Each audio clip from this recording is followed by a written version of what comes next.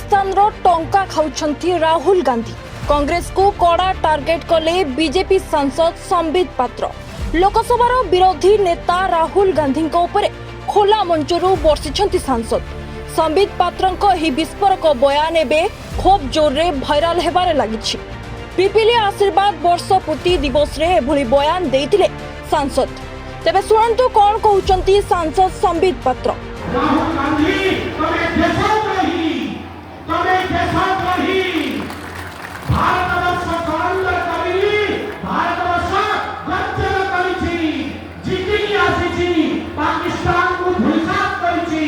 आ जेहेतु राहुल गांधी मु आज सिना ठोकी कहउछि, राहुल गांधी पाकिस्तान रू आ चाइना रू पैसा पाउछि एक परिवार। ए गांधी परिवार पैसा पाउछि चाइना रू आ पाकिस्तान रू। ये होचंती हमर देशद्रोही लोक माने सेहि पई भारत वर्ष विरुद्ध रे कहउछंती।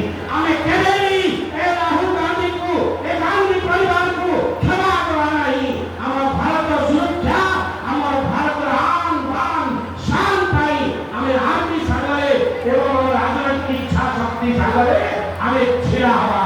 जदि आपण को मोरे सहमत दुई हाथ देखि आपण कहिले भारत